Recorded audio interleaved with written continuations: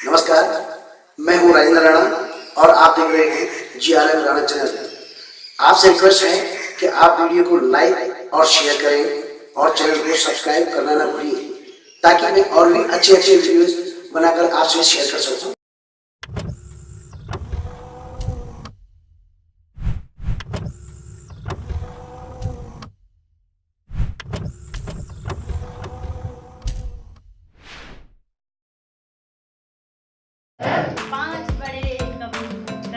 पांच बड़े कबूतर पढ़ते थे अखबार पढ़ते थे अखबार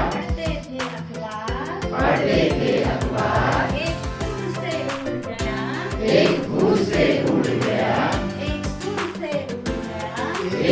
से उड़ गया बाकी बच गए चार।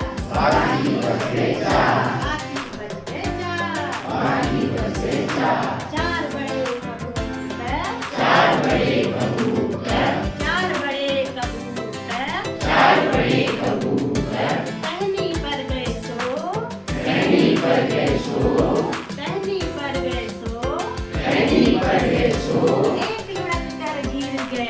एक लुढ़क कर गिर गया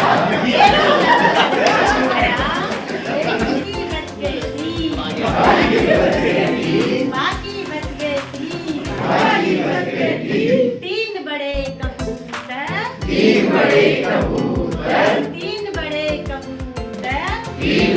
कबूतर गाने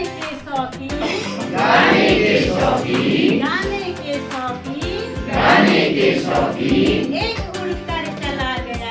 एक उड़कर चला गया बाकी